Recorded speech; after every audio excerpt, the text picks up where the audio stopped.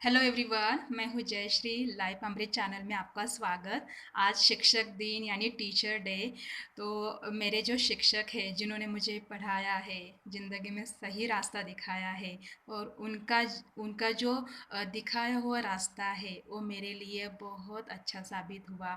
और उनके जो तत्व है उनके राह पर हम चल रहे हैं, इसलिए आज उनका शुक्रिया अदा करती हूँ। इस वीडियो की शुरुआत मैं गुरु मंत्र से करना चाहती हूँ, और ये वीडियो एंड तक देखिए। इंफॉर्मेटिव वीडियो है जो आज के लिए एक शिक्षक का स्थान किस प्रकार है सोसाइटी में या किस प्रकार होना चाहिए। चलो, आज ये बहुत इम्पोर्टेंट बात है, हम उसकी चर्चा करेंगे। तो एंड तक वीडियो ज़रूर देखना, स्किप मत करना। ओके। मैं अभी गुरु मंत्र कहने जा रही हूँ।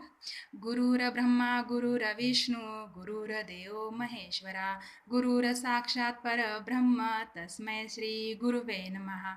ये मंत्र जो है, मंत्र हमें बहुत कुछ सिखाता है। हमें अपने शिक्षक को एक गुरु का दर्जा दिया है, जीवन का सही रास्ता दिखाने वाले हमारे शिक्षक।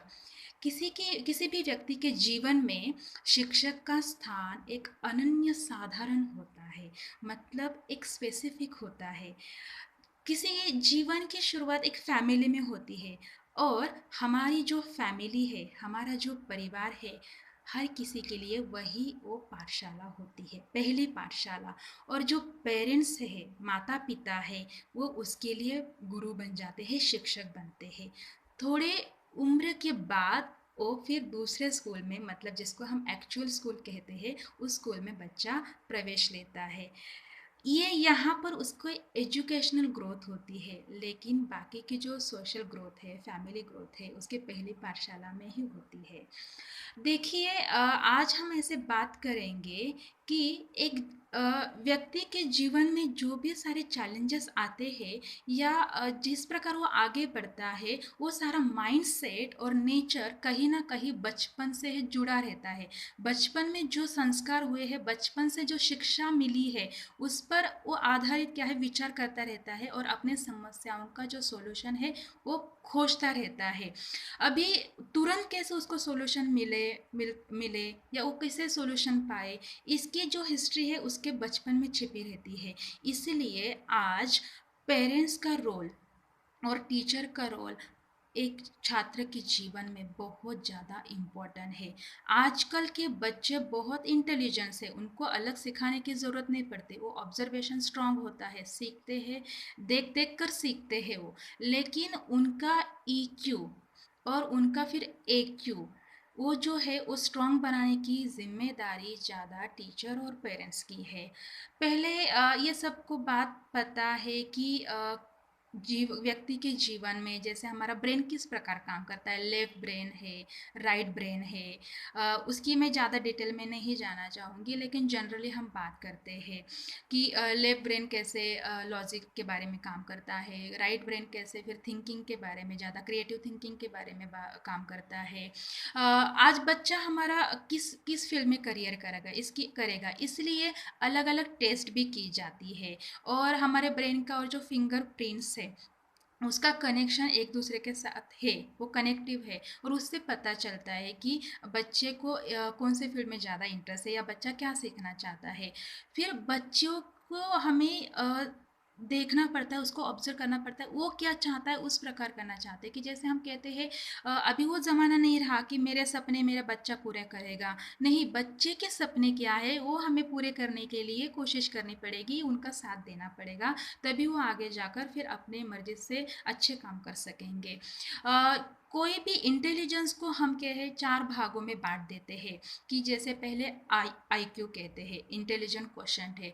दूसरे कहते हैं सी क्यू, क्रिएटिव क्वेश्चन है। फिर कहते हैं ए क्यू, एडवर्सिटी क्वेश्चन है। और फिर लास्ट में कहते हैं ई क्यू, इमोशनल क्वेश्चन है। ये दो पहले जो कि इंटेलिजेंस है उसमें अभी काम हो रहा है, लेकिन तीसरा और चौथे पर ज़्यादा काम ही नहीं होता, वो डायरेक्टली याद नहीं आता, या हमें तुरंत उस पर ध्यान नहीं देते हम। और ये धीरे धीरे डेवलप होता है कि जब कैसे होता है, हम क्विकली जज करने के लिए ज़्यादा इस पर फोकस करते हैं, आईक्यू और सीक्यू पे।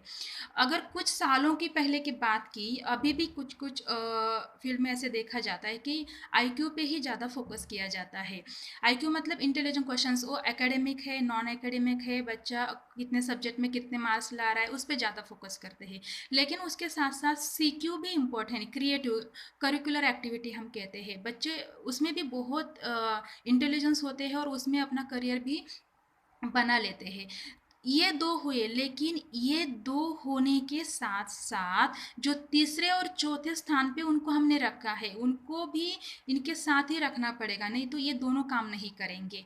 आज जो सोसाइटी में समस्या है, जो डिप्रेशन वाली ज़्यादा समस्या है भारत में युवाओं की संख्या ज़्यादा है, और युवाओं में ही ज़्यादा डिप्रेशन की समस्या बढ़ रही है, उसका सॉल्यूशन नहीं मिल रहा है उसको, उसके लिए बहुत सारे कारण है।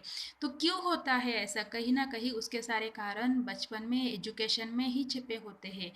वहाँ पर हमने ईक्यू पर और एक्यू पे काम ही नहीं किया होता है, इसीलिए वो क्या है, फिर समस्याओं का ना सॉल्यूशन नहीं ढूंढते, वो क्या है, शॉर्टकट ढूंढने लगते हैं। शॉर्टकट से कभी सक्सेस नहीं मिलती, और सक्सेस मिलेगी फिर भी सेटिस्फेक्शन नहीं मिलेगा। तो हमें सक्सेसफुल लाइफ और सेटिस्फेक्शन लाइफ के लिए EQ और AQ पे भी फोकस करना पड़ेगा। मेरा आज का वीडियो का जो एम है या जो मेरा ऑब्जेक्टिव है वो यही है। हम ज़्यादा अभी AQ और EQ है क्या? AQ मतलब खुद को स्ट्रॉन्ग करना, खुद को अलग अलग, हर देखो हम स्कूल में जो पढ़ते हैं, एक पोर्शन होता है, एक प्री प्लान होता है, पोर्शन होता है, पोर्शन की ब्लूप्रिंट होती है कि इस प्रकार पोर्शन है, ये पढ़ो, इस प्रकार के क्वेश्चन आएंगे और हम उत्तर लिखेंगे। लेकिन हर किसी के जीवन के प्रश्न अलग अलग है, उसका करियर अलग होगा, तो उसके लिए प्रश्न भी अलग आएंगे, उसके उत्तर वो कैसे ढूंढेगा, ये इंपॉर्टेंट बात है। तो वो प्रश्नों के उत्तर ढूंढने के लिए उसका EQ और AQ ज़्यादा स्ट्रांग होना पड़ेगा। AQ मतलब खुद को सेल्फ कंट्रोल, सेल्फ डिसिप्लिन, ये AQ में आते हैं। EQ मतलब ठीक है, आपने सब खुद को कर दिया, कंट्रोल कर दिया, इंटेलिजेंस बना दिया, सब कुछ किया, लेकिन एक्चुअल में जहाँ पर हम काम करते हैं वहाँ पर टीम वर्क होता है, दूसरों के साथ भी एडजस्ट कर के हमें काम करना पड़ता है, दूसरों की भावनाओं को समझना वो इम्पोर्टेंट होता है। आज आईटी फील्ड में, ये रियल फैक्ट है, आज आईटी फील्ड में ज़्यादा EQ वालों लोगों की डिमांड हो रही है। अभी पहले क्या था, मिसअंडरस्टैंडिंग थी कि आईक्यू वाले लोग चाहिए, आईक्यू वाले लोग चाहिए, आईक्यू वाले लोग मिल गए, लेकिन ईक्यू नहीं है स्ट्रांग, ईक्यू स्ट्रांग नहीं है, फिर काम कैसे होगा सक्सेस? हर कोई क्या है, इंडिविजुअल लेवल पर काम करना चाहता है, मेरा काम बेस्ट हो बस, नहीं, इंडिविजुअल लेवल पे तो आप करोगे ही करोगे, लेकिन वो टीम वर्क भी होना चाहिए, हर टीम में इंडिविजुअल वर्क ही करना है, लेकिन टीम के साथ कोऑपरेट करना पड़ेगा, और उसके लिए EQ काम करेगा। तो ये मैं यहाँ पर ये फोकस करना चाहती हूँ कि AQ EQ, और ये दोनों बन के मैं पांचवा भी बोलती हूँ कि जो स्पिरिचुअल इंटेलिजेंस है, SQ कहेंगे। आज अगर हमें हेल्दी रहना है, हम कहते हैं कि हेल्दी रहना तो फिजिकल फिटनेस चाहिए, मेंटल फिटनेस चाहिए, तो ये मेंटल फिटनेस आता कहाँ से है? ये स्पिरिचुअल लाइफ से भी हमें जुड़े रहना है, क्योंकि किसी भी व्यक्ति का जो तीन जो पिलर हम मानते हैं कि ब्रेन कैसा है, माइंड कैसा है और सोल, ज़्यादा काम हो रहा है माइंड पे और ब्रेन पे, सोल पे कोई ध्यान ही नहीं दे रहा है, तो उसका भी उतना ही महत्वपूर्ण हिस्सा है। तो तीनों को बना के रखने के लिए हमें स्पिरिचुअल क्वेश्चन पे भी काम करना पड़ेगा, तभी क्या है, हम सेटिस्फाई रह सकते हैं और किसी भी समस्या का हल ढूंढ सकते हैं। ये इम्पोर्टेंट है, इसीलिए तो पूरे वर्ल्ड ने, पूरे जग ने इंटरनेशनल योगा डे शुरू किया है, उसके पीछे इतनी सारी रिसर्च हुई है और पूरी दुनिया ने इसको माना। तो मुझे ऐसे लगता है क्यों ना हम अपने लाइफ में भी वो एक्सेप्ट करें।